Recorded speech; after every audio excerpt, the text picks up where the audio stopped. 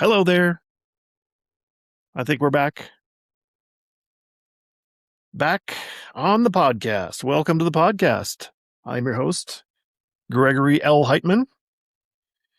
And this is the Colonel and the Kid podcast. So, welcome to Monday, August 10th, 2026. So, we're here. Let's see. I think it was 6 days ago. We had brought the podcast back in to back online. So after a little hiatus there, a couple months, but yeah, raring to go on a Monday. So a little background, as your host, I should explain things a little more. That we're at the the 3/4 pole, or the quarter pole left. I don't know. Is it the quarter pole? Does that mean that you in a horse race, the quarter pole is you have 1/4 of the distance to go? So if that's the case, then we're here today doing chapter 45, which is called The Heart Attack. And this is the podcast that's dedicated to my grandfather. It's based on the memoir I've written, and I'm just putting it into the electronic record, including video and audio, the podcast. And it's the Colonel and the Kid podcast. It's dedicated to my grandfather, my mom's dad, my maternal grandfather, Lieutenant Colonel Edwin P. Hagen Jr. And I'm just hoping to, preserve a little chunk of history for all time. And I think we're doing that. I think once it's put out there on the internet, it's going to last forever, as long as computers last, I guess, because it's out there in ones and zeros in the digital world for infinity. Let's just say. I don't know if that's true, but I guess because it can't be really infinity if the world ends. And it seems like we're getting closer and closer to that with AI. And we might see that the Terminator film from whatever year that was, 1984, was that Terminator with Arnold Schwarzenegger? Talking about Skynet taking over and the robots taking over the world and trying to kill all the humans. I think modern AI is threatening us. At least the experts of AI are talking about that. They're trying to put guardrails on AI and doing all this stuff, but I don't know. We'll see. I don't think it'll happen in my lifetime. I don't think AI will take over completely, but we'll see. Well, maybe I won't see, but someone will see if I'm correct or not. Anyway, I've done this podcast for a couple of reasons, preserve history, but then also, as it's turned out, it's actually it's been my psychotherapy, if you will. I guess it's my own introspective analysis of why I became who I am. I'm not. I guess I'm not trying to criticize, be critical of myself or criticize my own personality, but it's more of a review of what shaped me. And I think, it started out just a kind of the recording the history of my relationship with my grandfather, but my grandfather, I think, really was one of the bigger influences in my life, I guess. And I think subconsciously, many years ago, I started modeling myself after my grandfather, trying to, make, with the idea that my grandfather was sort of an example to look up to and strive to be. So I think it's worked out. I don't know. I think there's I think if we go along, there's probably a lot of people that I could bring onto the podcast. Maybe that's the future of the podcast. I bring on guests to the podcast and they can, I guess, buttress my own argument of myself that I'm okay in my striving to be more like my grandfather, or they can say, no, you fell way short. But that's future Greg's problem. We'll worry about that once we get the full memoir into the record and completed. Still working on it. Still trying to churn out a couple more chapters, and then get all the rest of the chapters edited. I think I've got a couple chapters edited, ready to go for the next couple podcasts. But I don't have all of my finished chapters over to the editor yet, so we're still working on it. Not saying it's not going to be done before the end of the year, but it's going to be a tight race to that goal of finishing before the year 2027 starts. I'm not going to worry about it too much if I don't make it, but it's a goal. You put those goals out there, and if you don't make it, you're still trying. Doesn't mean you're a failure. Well, in this case, it doesn't mean I failed. Failed to reach the goal doesn't mean I failed as a person in an attempt to complete a writing assignment on time. I mean, luckily, there's no professor or teacher that's grading me and giving me an F for failure on this project. I mean, just I don't know. Maybe my fans and the audience scorn in itself is enough of a grade and a metaphorical failure, a big red F in red ink on the piece of invisible paper in my life. That's interesting. I guess to me, that's that symbol from your childhood school time. You have that big F written across your paper. I don't think I got too many of them. I was a pretty good student, I like to think, but I think that's so threatening. I mean, the teachers and my mom being a teacher, I think I had the fear of God in me about being a failure and putting so much emphasis on not having that happen to me, getting a big F on your piece of paper. Oh, well, I made it this far. I think I'm okay. Anyway, so we got, like I said, the Colonel Kid podcast, and this is season 3. I'm not sure which. I think it's. So this is like episode 5 of season 3. The first season was chapters 1 through 20. Second season's chapter 21 through 40. And now we're on the third and final season, chapters 41 through 60. So chapter 45 today, the heart attack. And I will say that it's really weird. It's kind of strange and weird to me that that we're winding this up. It seems like it seemed like it was never going to end. And it still does. It seems far away that it's, that I have a lot of time and a lot more to talk about, but not really. I mean, 3/4 done with the whole thing. And it's, I guess it's starting to feel a little, maybe a little melancholy as it comes to the end. It's going to end at some point. You just can't. I mean, the memoir can't go on forever. I think the podcast will continue. I think we have some other plans to discuss things and remember other occurrences and occasions of Grandpa's influence on me and others. So that'll go on, but it's kind of there's kind of this warning, silent alarm going off in my head saying, yeah, it's coming to an end, be prepared. And it's for all goals in life where you have a goal to set out, you're striving for, and then you achieve it. And suddenly there's an empty feeling. It's really, I think it's common. I think that a lot of the motivation classes, leadership classes talk about that you got to be constantly trying to set new goals and striving.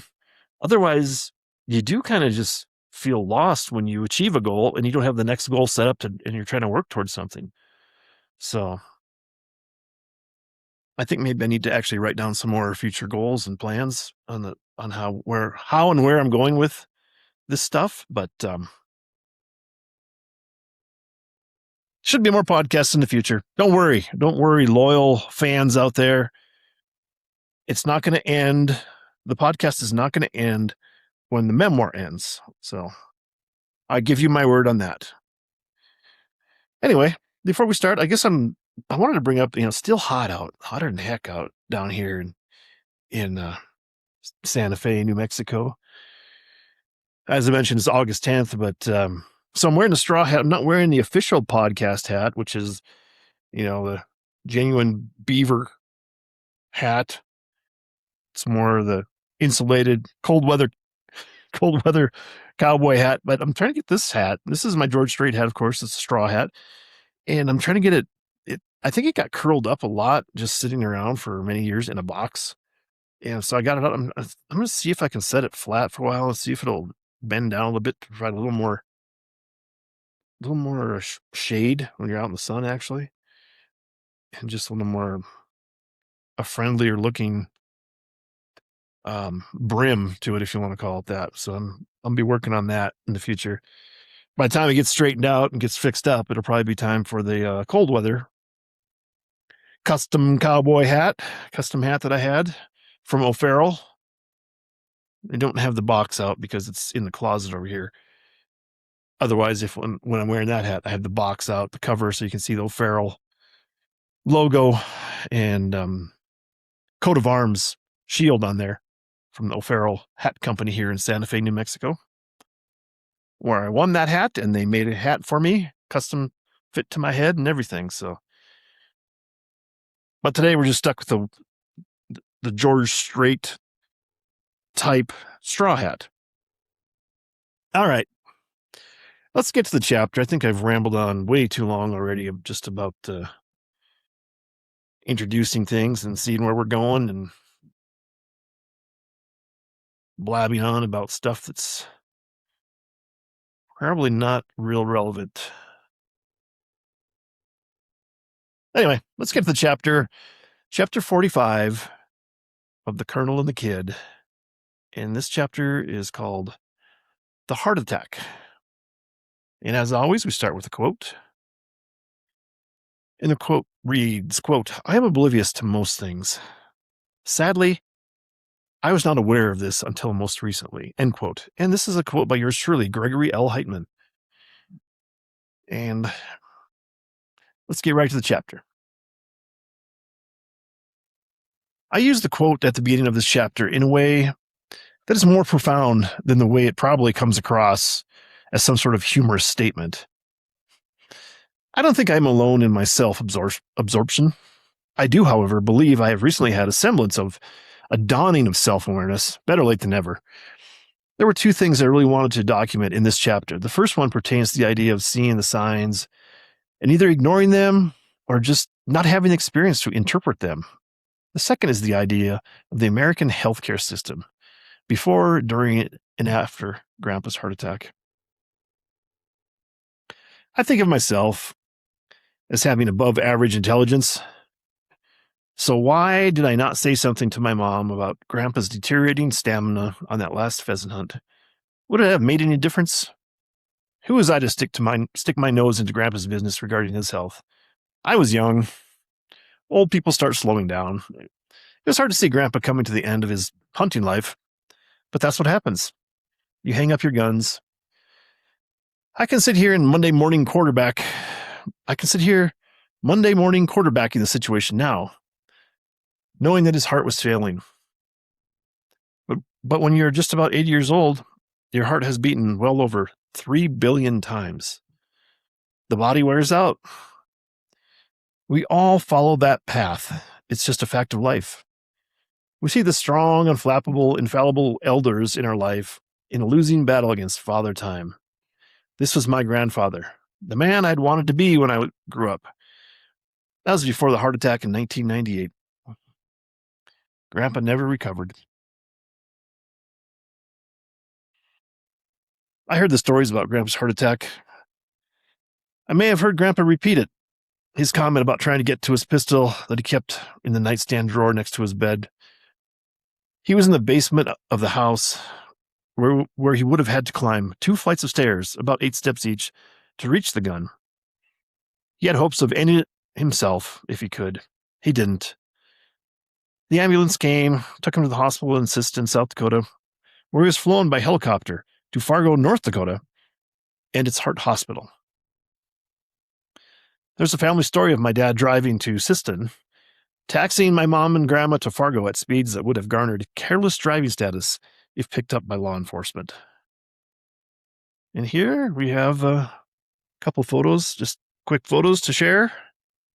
Then I'll read the caption, then talk about it a little bit. Caption reads, Grandpa's Colt 45 Commander, and a detail photo of the markings on the barrel. This was the Army officer's pistol issued by the Armory. So there's a couple of photos of Grandpa's pistol that I'm in possession of. And it's just a Colt 45 model 1911 pistol. Just a standard black bluing on the gun barrel itself. And it's got standard grips. Just I think they're just plastic grips.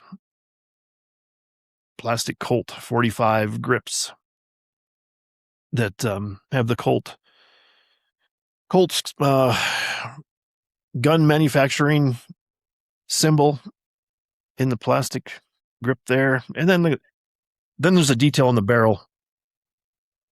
The first photo, there's 2 photos. The first photo is just a picture of the pistol itself laying with the barrel facing to the right, and you can see the handle. And then the other picture is the other side of the barrel, the pistol flat with the barrel pointing to the left. And it's got you can just see where it says commander model. So like an Army commander. That's what the Army officers would have had for their issued weapon. And it's a real pretty pistol, and just the workhorse of Army officers for World War II, and that time frame, that era of military warfare. I'm not sure if Colt is still the contracting agent. I think when I shot my pistol qualification for the Air Force officer, they were Berettas, if I remember right. 9mm Berettas, if I recall correctly. So times change, new calibers used, and new contractors, completing the bidding process, come across the types of weapons. So glad I have it. I have it safe and secure. And it's just a nice memento to have, and be able to hold that and go out and shoot it once in a while. Remember Grandpa. Anyway, back to the chapter. Grandpa needed bypass surgery. He had multiple blockages of his arteries in his heart. I remember my dad talking about the young female heart surgeon that spoke to the family. According to my dad, she was barely 5 feet tall and looked far too young to be a doctor of any kind. She briefed the family on the open heart surgery procedure. Remember that this was in the late 1990s, and she told the family that if Grandpa was Canadian, he'd be sent home to die. Grandpa was over 80 years old, and the Canadian healthcare system was not going to invest money in a patient that had outlasted the actuarial tables.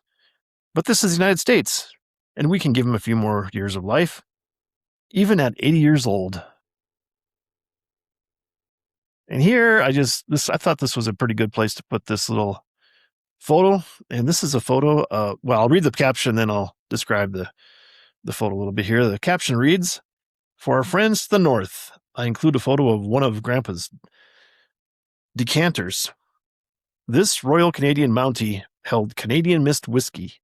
Photo circa 2022. And so I have this decanter now in my possession, and this was Grandpa's. And it's like a porcelain container in the shape of a Mountie, Royal Canadian Mounted Policeman with a bright red jacket and signature utility belt, black knickers or black pants, black short pants, whatever you call them, and tall jack boots, just up to the knee boots and long gauntlet type gloves and the flat, kind of like drill sergeant hat, flatten my brim to imitate that of the cap. And that's the cap is where the stopper for the bottle was. And it's just that bright red, beautiful red color for the mounted policemen, the Mounties as they were called. And I'm not exactly sure. I think are they the equivalent of the FBI in Canada? I should have looked that up.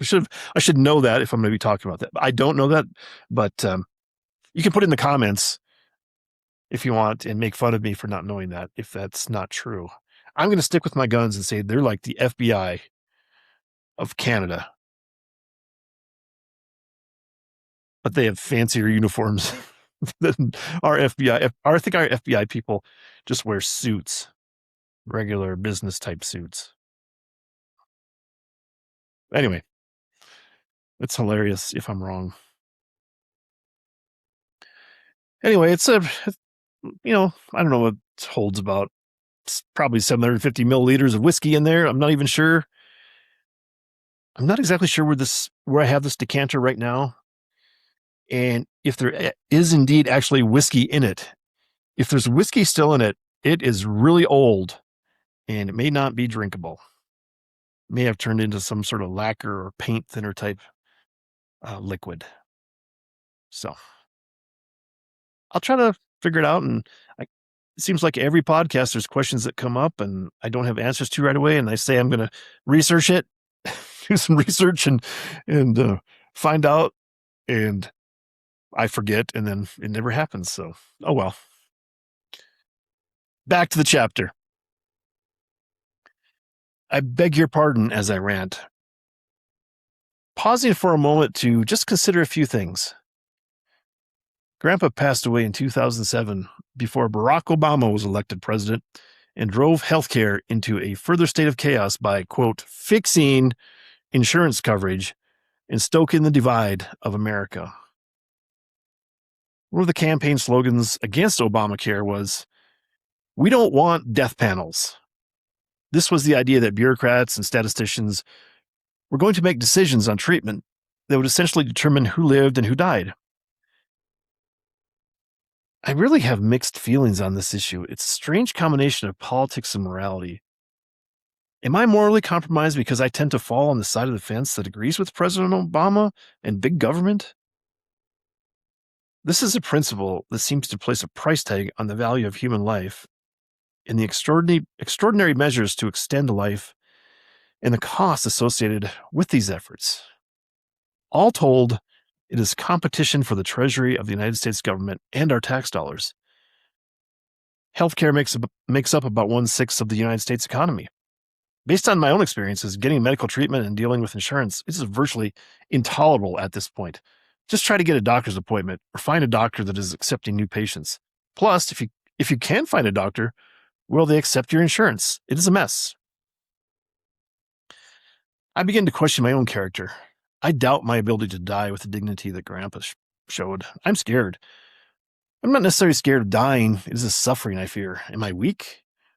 I don't have a tolerance for pain. Or don't I have a tolerance for pain higher than normal people seem to have? I've hunted elk in the mountains, packed out the meat on my own. So yes, I do have a higher threshold for pain. I am scared of being totally dependent on others and a burden to my family.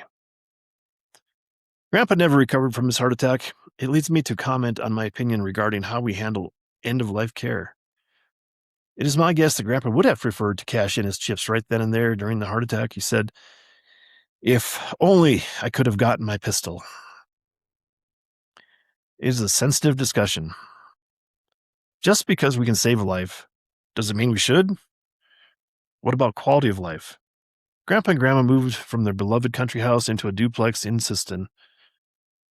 One step closer, Grandpa said, acknowledging the next phase of his life. He didn't drive anymore, an activity so integral to his life with all those years trekking the back roads, delivering mail on his rural route. I can't help but think about being alive versus living. I'll stop here, but it's something that stays in the back of my mind, especially as we kickstart life post-pandemic. Being alive versus living is a debate I will leave for others to consider for now.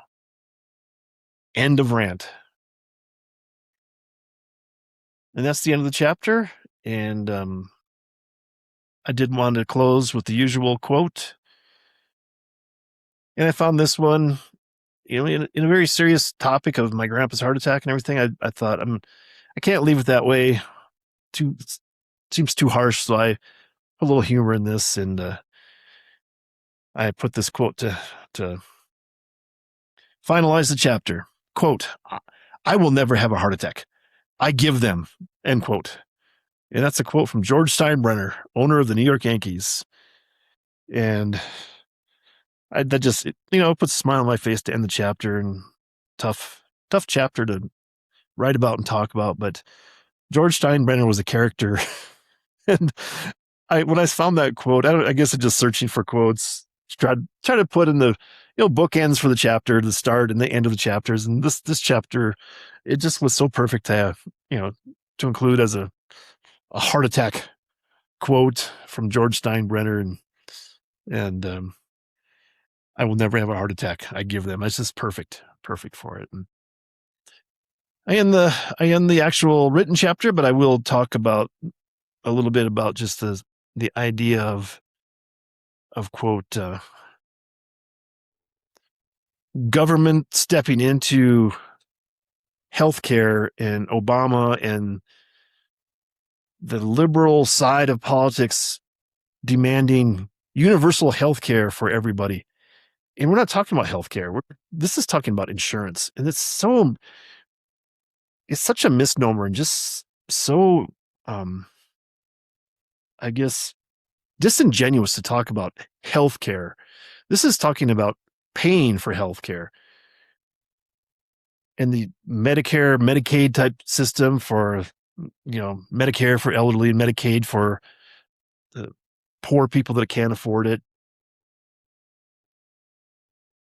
And I think that they called it the name of the bill was Affordable Care Act. And it was, the government was going to give you, provide insurance for you to pay for your health care and do all this stuff to take care of you. And just that one step closer to that socialism that we've seen not work in every time it's been tried across the world, around the world. And it's just, it just, to me, that whole thing with the Affordable Care Act that, became, the nickname was Obamacare. So we're stuck with that for the rest of time. And I think it was just a really divisive time for this country to have the government try to take over the insurance side of healthcare. They didn't do anything to provide more healthcare for people. If you try to get an appointment for anything, it's practically impossible. You have to go to urgent care and wait in line there. If you go to the emergency room for anything, you're just sitting there unless you're near death, then they might get you to the front of the line. But if you break your arm or something, you're going to be stuck forever. If you're not in danger of dying on the spot, it's good luck. And it's just not working. And I find it very offensive to the people as a citizen of this country that this is the way we're treated. Instead of actually making things better by providing more healthcare experts, maybe increasing enrollment and developing more medical schools for doctors and nurses, we're sitting here chipping away at insurance issues, health insurance issues. So I think we're worse off than ever after 2008, when Obamacare, or that time frame of when Obamacare was put into effect, which probably wasn't into effect until 2010, 2011. Here we are 15 years later, and it's just still in shambles, trying to get health care as an individual and paying for insurance costs probably doubled in that time frame, I'm guessing. And I think it's a complete disservice to the citizens of this country with the government. I'm not just blaming President Obama. I'm blaming everyone involved. All those people involved should be ashamed that they couldn't do a better job to try to take care of the citizens. I mean, that's the business of the government. The first task of the government is to protect its citizens, and this has not done that. And it makes me angry, I guess, really. I try to tend to shy away from a lot of the politics of stuff, but when things are so ridiculous, I can't just sit here silently and just say, oh, everything's great. So there you go. There's my hot take on healthcare insurance coverage of this country, the greatest country that's ever been. And we're spinning our wheels here. And I guess I should comment. I was going to wrap that up, but I do want to go back and comment on the Canadian side of things, where I think that if you have money and you're Canadian, you come down to America to get treated for any health issues, because you don't have to sit here and wait in line for years. I mean, it's not life-threatening, you're just put on a waiting list and you're stuck waiting behind whoever, as far as trying to get, I don't know, whatever surgery you might need. I guess I shudder to think if you tore your ACL up in Canada, as a citizen, not like a professional sports athlete, but if you're just minding your own business, walking on the sidewalk, and you trip and step on a rock and twist your knee wrong, and all of a sudden you tore your ACL, and you're in Canada, who knows when you'll have surgery? You say, oh, well, here's some painkillers and wait by your phone, because we'll call you when we have an operating room and a doctor and a nurse and everybody to take care of you for the surgery. Don't hold your breath, because who knows when it's going to happen. And, on the more serious side of cases, if you have a heart attack and you're a certain age or you already have,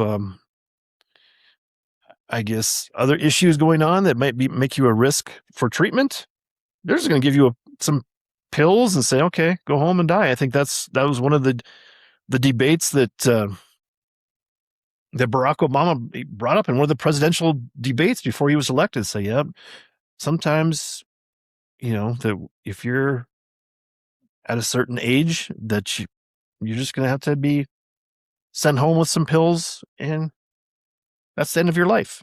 They're not going to treat you for whatever, whether it be cancer, heart attack, something like that. I think there's a pretty good record of what Obama talked about and what the reality was for healthcare, and how the costs versus care fit together. Anyway, there's my criticism of Canada, and I guess England too. I mean, it's part of that similar governmental style that England and other countries under the crown, if you will, Australia, how they handle their healthcare versus the United States. I don't know. It's a good question. Good question for debate. It shouldn't be dismissed. It should be brought forward consistently and constantly discussed to see how we handle things and try to make things better. I think we've reached a point where it's such a difficult, complex situation that people would rather just ignore it and hope that it goes away. And it's not. It's going to get worse and worse and worse. Similar to any medical condition, that if you're suffering and you just don't want to go to the doctor and say, oh, I'm just going to wait. Maybe it'll get better. It will get better on its own. It'll fix itself. And it's like, nope. They say, if you have cancer, hopefully you discover it early, and the earlier you you discover it, the better chances you have to attack it and fix it. So here we are with this medical Affordable Care Act. It's never been tried to be fixed in how many years now? Another slap in the face to American citizens. And it's similar to Social Security. Social Security is going to run out of money. And what is it? I think 2030, it's going to start losing. You're going to start losing your benefits. They're only going to be able to pay like 73 cents on the dollar in 2030, which is just 4 years away. So all the money that people have paid in hopes of getting it back as retirement supplement, Social Security in your old age insurance, whatever they want to call it. I can't remember what was it, OASDI or something like that. On your paycheck, they withhold that. And guess what? You're not going to get it back unless the government takes action and fixes it. And guess what? They're not going to do it. They're going to stick their head in the sand like an ostrich, and hopefully it'll fix itself somehow. And it won't. So be prepared for that. All right. That's it. I'm going to shut down the chapter 45 here, Colonel and the Kid memoir, and end the discussion and get off of any political hot potato that I picked up and was bounced around today. So that's it. On to bigger and better things. The rest of the podcast, of course, the spine of the podcast is the memoir and the discussion, the chapters of the Colonel and the Kid and Grandpa's influence on my life. But that's the spine, but we have branches from the spine. Or I guess maybe it's more like a trunk of a tree. It's the trunk, but we have branches from the trunk. And we have some recurring segments here today. Of course, the first one that I've been picking up lately is the Minnesota Twins update, the baseball update. And here we are, sponsored by Teener Baseball. This is the book I wrote about playing baseball as a teener. Teener was the VFW sponsored age group, 14 to 16-year-olds, I think. It's the step before American Legion Baseball. And so I wrote this book about my experience playing baseball, and it's based on my experience and my younger brother Garrett's baseball days. Highly fictionalized story of politically incorrect teenagers in the early 1980s, mid 80s, late 80s, whatever it is, 80s.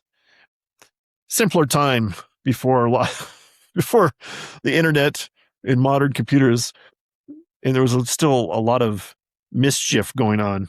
So anyway, Minnesota Twins update, sponsored by Teener Baseball. And there's the poster if you're watching this YouTube video.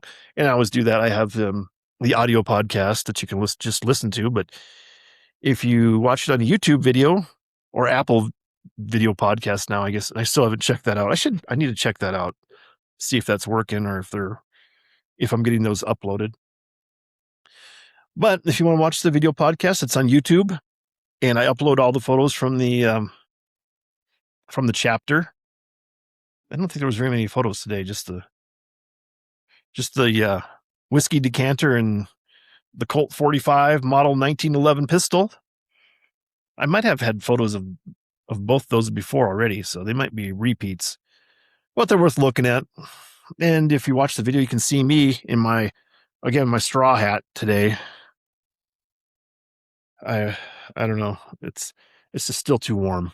I should have actually turned down the air conditioner because it's getting warm in here as we're approaching 2:30 p.m. Mountain Time here in Santa Fe, New Mexico. Anyway, let's get to the Twins update. And unfortunately, the Twins are kind of going the wrong direction. I think they lost both series this week. 1 and 3. Can't remember who they played over the weekend. They played Milwaukee Brewers, and Milwaukee Brewers are 30 games over 500. So I think Milwaukee might have the best record in baseball.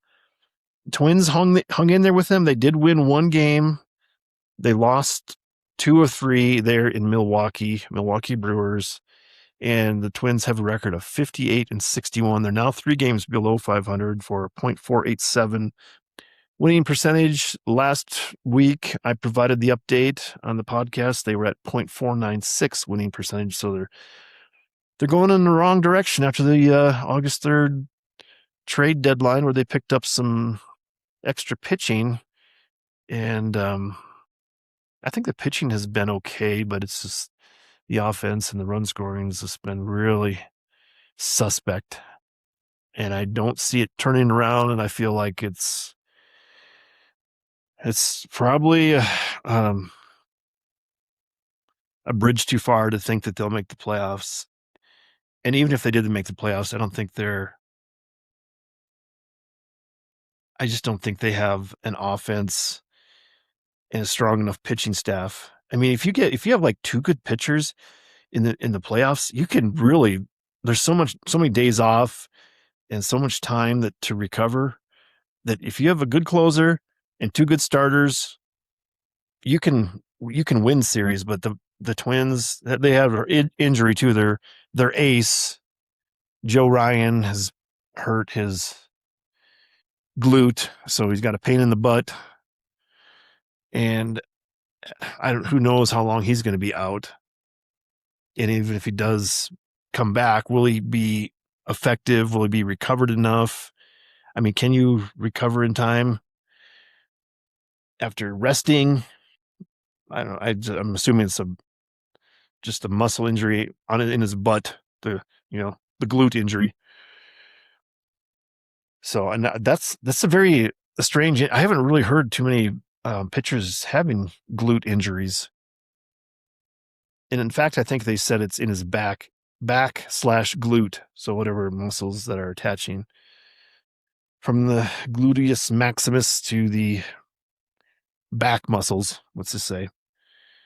Anyway, so I really am kind of bummed out, because I was hoping against all odds that the Twins can compete and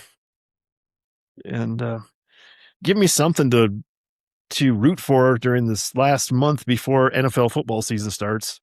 And I don't think it's going to pan out, unfortunately. So tough break for the old Minnesota Twins, but typical of Minnesota in general, which is jump the shark, and it's just in a sad state of affairs with all the problems they have up there. And you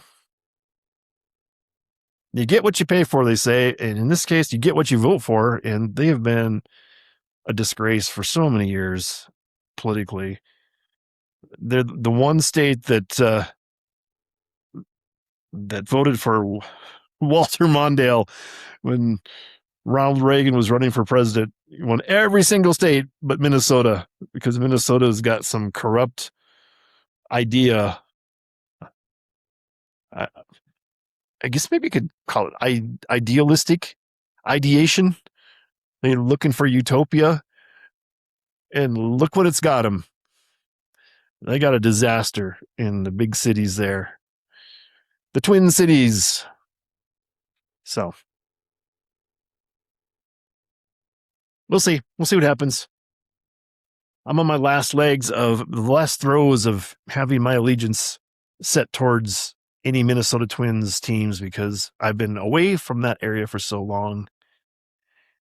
I think that they have disrespected me and my fanship with all the stuff they've done. So they are on my list of, I guess, what do we call it? A separation? No, what did they call it? What did Gwyneth Paltrow? Conscious decoupling, I think. Decoupling my fandom and fanship of the Vikings and associated Minnesota other teams. Really, I don't have any affiliation with the Timberwolves in the NBA or the Wild of the NHL, because I think I was sort of a fan of the North Stars when they were in Minnesota, but then they They left and went to Dallas, and they were the Dallas Stars. I don't think they were North Stars. They were Dallas Stars. And it used to be, it makes sense, just like it used to be the Minneapolis Lakers, and then they relocated to Los Angeles Lakers. And they have the name the Lakers because of all the 10,000 lakes in California. Oh wait, no, there are very few lakes in California, but there are a lot of lakes in Minnesota. So I have no allegiance to any team. I guess I will say I don't really have the allegiance to any teams in Minnesota anymore. Shopping for new teams, and this is not news. This isn't breaking news. I think I've talked about this before. We're looking for new teams. We're leaning towards Las Vegas teams because Las Vegas, nice, I guess nice place to go in the winter to have mild weather. It's not nice in the summertime. I think it was 115 degrees there last week or 2 weeks ago. Pretty darn hot, and but at least they're smart enough to build dome stadiums. And I give the Vikings credit for getting a dome stadium, but the Minnesota Twins in the outdoor stadium, when it's they can have snow during the playoffs and snow at the start of the season, and then they don't have a dome, so you can have rain delays, and they have a fan base that comes from distance in South Dakota, North Dakota, and you're going to plan your vacation as a family to go see a game, and you might be rained out or snowed out. The Twins, like I said, the Twins played this weekend over in Milwaukee, and guess what? Milwaukee has a dome, so it was nice, and you don't have the sunshine problem, the sun problems with the shadows during day games of batters not being able to see when the pitcher's in bright sunshine and the batter's in shadows, which is a death wish for these guys. They throw 100 miles an hour, 103 miles an hour, and if you can't see the ball, it's coming for your head. Guess what? It's kind of a cautionary tale. Make sure your helmet fits correctly. Make sure you got that jaw guard on your helmet. So I think 99% of the batters have that, I think, now. So anyway,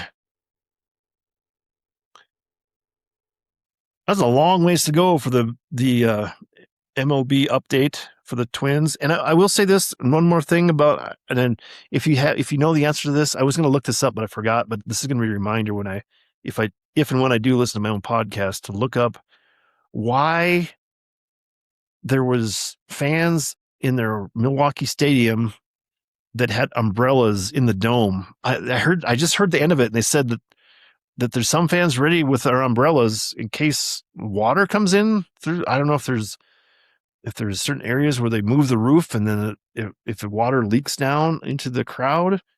It was weird. I need to look that up and see, but because I missed that during the broadcast, I don't know what I was doing. I think I had the volume muted when I was watching the game, and I unmuted it just in time to hear them say something about that. And then they showed some people in the crowd with umbrellas, and they're in a dome. It seemed like, well, okay, maybe they couldn't close the roof close fast enough if it was raining. I don't know. It's a mystery to me, a mystery that I can solve. And I look forward to solving that as soon as I get off this podcast. If I remember to try to solve that when I'm done. Anyway, there you go. And once again, the update brought to you by Teener Baseball, a great book. Someone once said this is the greatest book they ever read. That was probably me. After I read it, I wrote it, and then I read it in draft form. It's like, man, this is the greatest book I've ever read, that I wrote myself, because it's probably my best book. I do say, if I do say so myself. Anyway, that's your Minnesota Twins update. Now to other sports news, and I should have talked about this last time, but I forgot because in the long hiatus of the podcast. Guess what? The World Cup was held, and it was as exciting as watching paint dry. I did watch some of it. I I withstood most of the pressure to just jump on that bandwagon and be like a big soccer guy, football guy.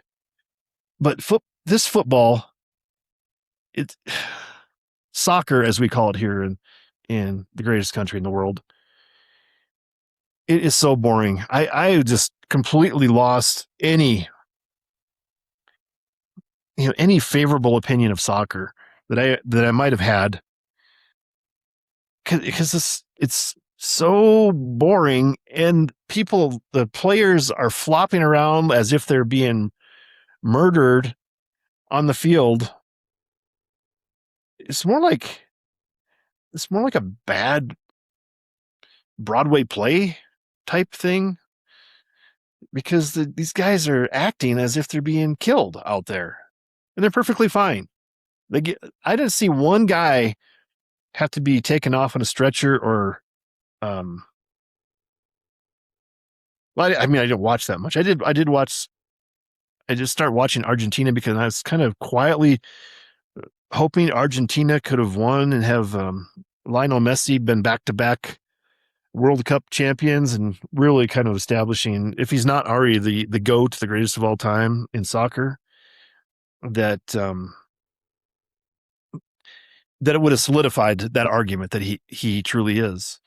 Because I like to have people in my lifetime of viewing like Tom Brady and Michael Jordan, and it would have been Lionel Messi as the greatest players in their sport. Um, Greatest player in baseball was probably Babe Ruth, a little before my time. I'm getting old, but I'm not that old.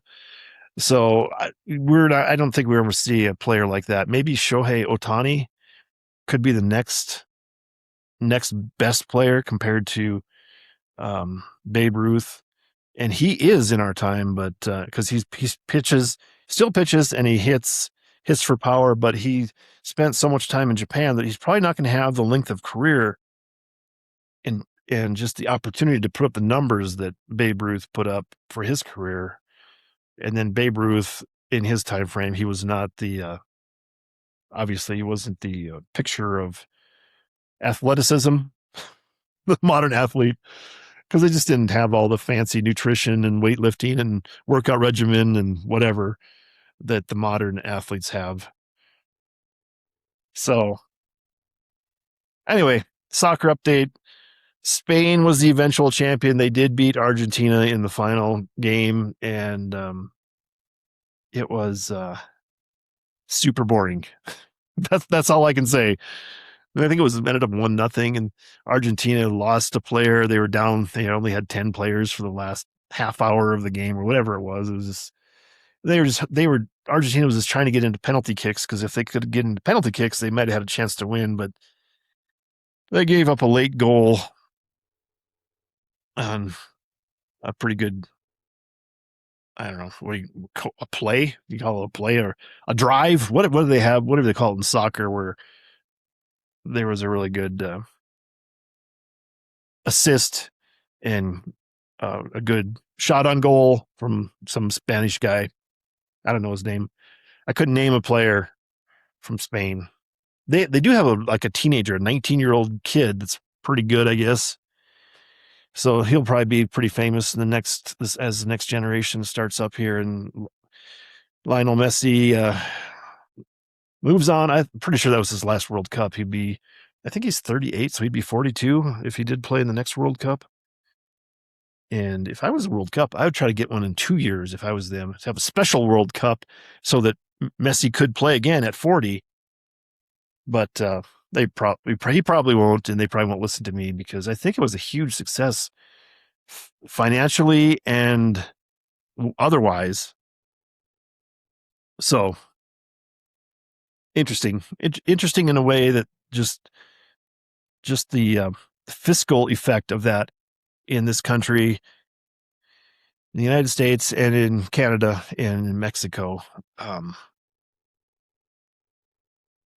Interesting, very a good financial study and a research paper it'd be a good topic for economists to look at to see the effect of that throughout the country, all the countries itself, I guess, to see how much money it pumped into the United States. And there was a lot of stuff that a lot of reporting on X and from tourists coming from other countries that couldn't believe how awesome the United States was. And there was all these stories about people from these other countries loved ranch dressing and they were eating all kinds of ranch. And it was very silly and interesting just to see how foreign tourists could not believe how awesome, and they were talking about how great this country was. It's like, well, welcome to reality. Don't you wish you lived here? And how it is that that's why all these people want to come here, all these illegal migrants that try to get to this country, or they come and visit and never want to leave and violate their visas and passports, and people that walk across the borders and are here illegally. There's a reason, because it's a great country, the greatest country in the world.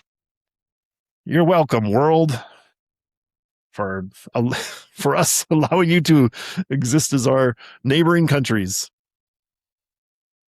Anyway, that's my sports headlines for this podcast. World Cup happened, and I was super bored by it, and I don't care if I ever see another soccer game again.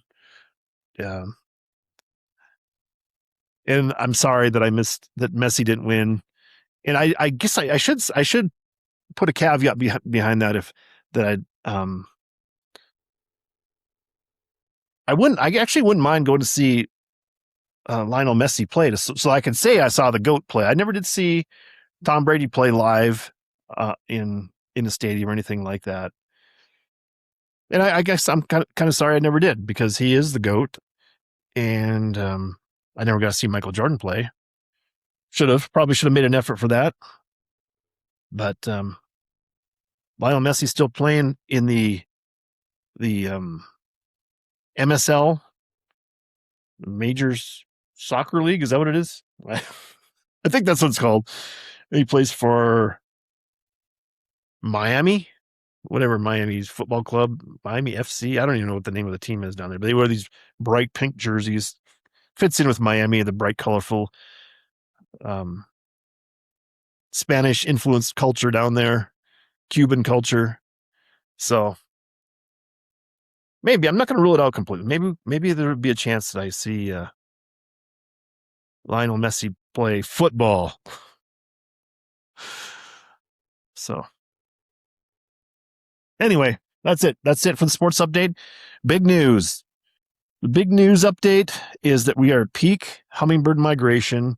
It is pretty cool and almost frightening to see the amount of hummingbirds just buzzing around in the evenings on my feeders. I'm probably using about a pint of nectar between 4 hummingbird feeders I have out. And I'm filling them up a lot and washing, cleaning them. That's a hassle, but it's very entertaining to see the hummingbirds. Glad I can help them out on their long journey south. And it's amazing that they're coming through this is the peak migration. They're very smart, because they're going to get out of here before any cold weather, a hint of cold weather, because it's still probably 90 degrees today up here in Santa Fe, and they're just passing through. Lots of different types. There's the Rufus. They're kind of the bronze, and they are the most aggressive of all the hummingbirds. They'll try to guard the feeder and chase all the other ones away. I have seen the calliopes. They're the smallest ones. They have like a little striped. They're like a ruby-throated hummingbird, except they don't have a solid patch underneath their chin. They have like stripes, and they're the tiny ones. And then there's the broadbill hummingbird. They have the big bill. They're the biggest bills.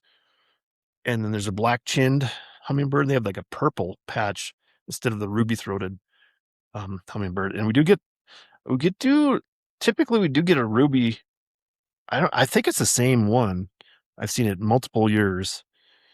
At the male, ruby-throated, and they have a little different whistle, that kind of the humming from their hummingbird wings. You can always tell it. That's what it is. The Rufus has a certain sound. The black chin, the calliope, and the broadbill all kind of sound similar when they're flying around. But when the ruby throat comes through, or the rufous, they have that certain whine and that pitch of their hummingbird wings. It's very distinct, and I enjoy hearing that and seeing them come through. So anyway, that's it for the big news.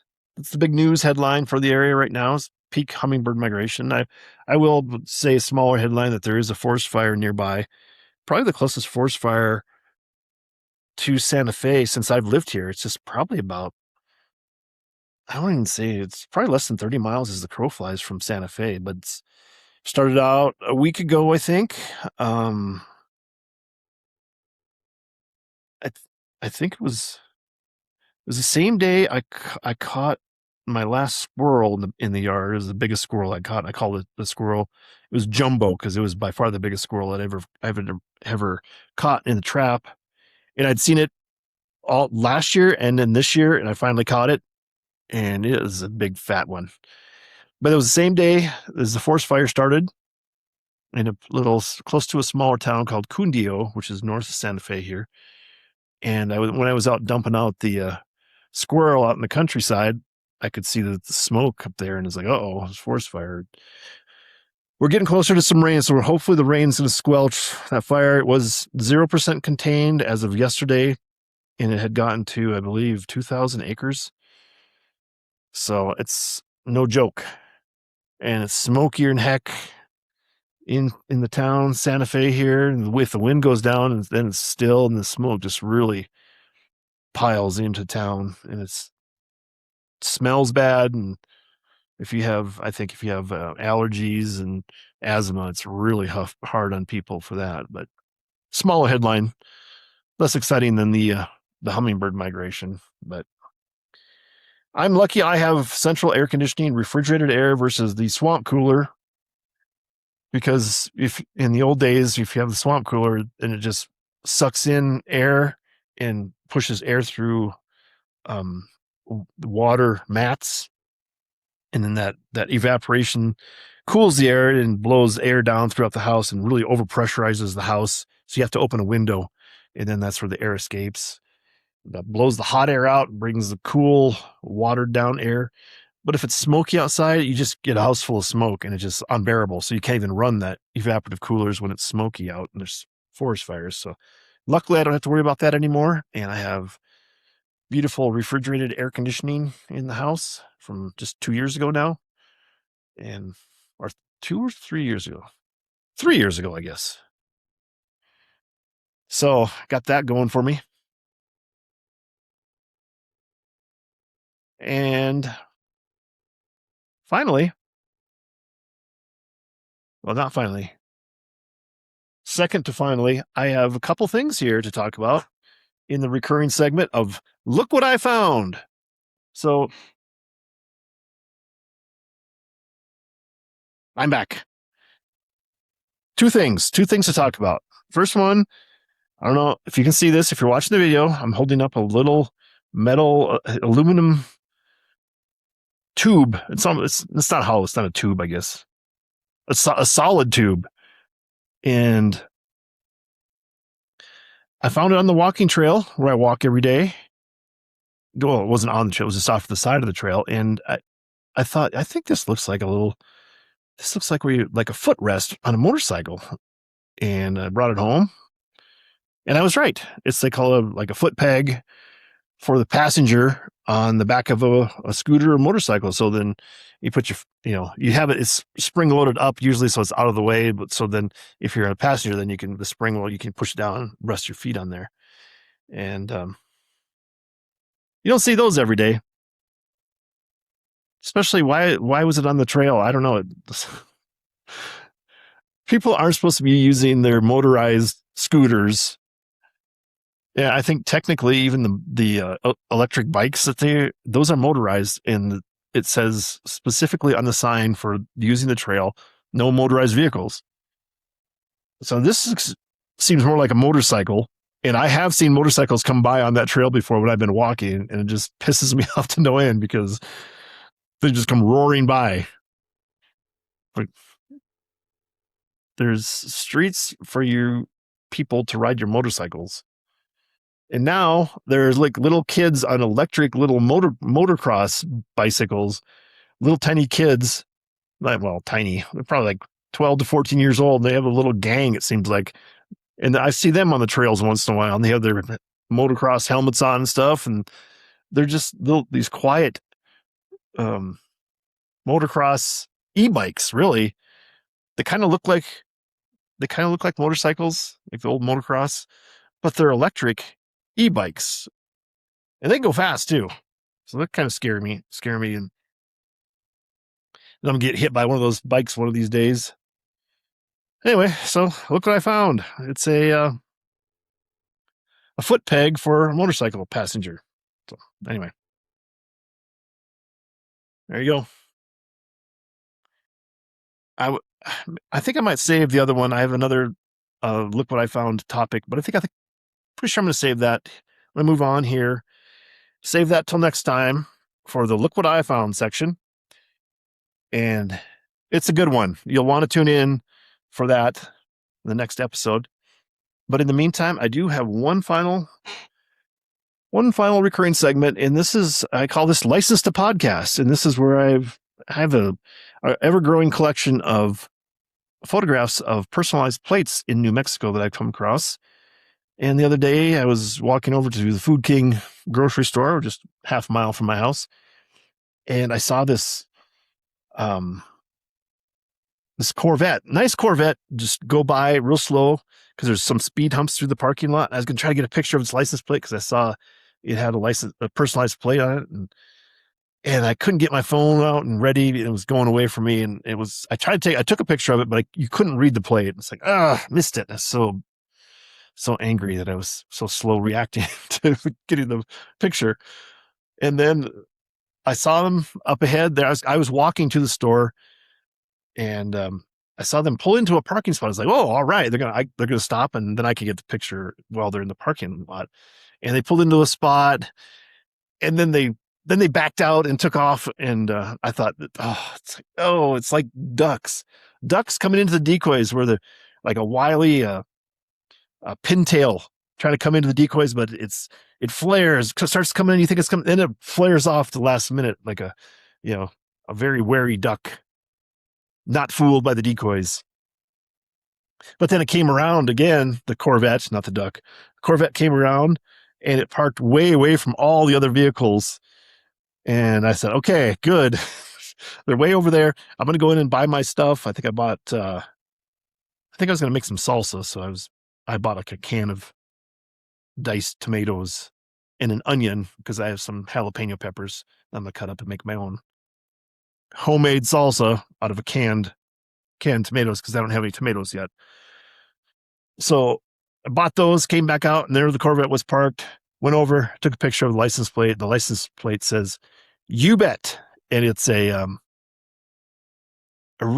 was a really pretty blue color. And I looked it up.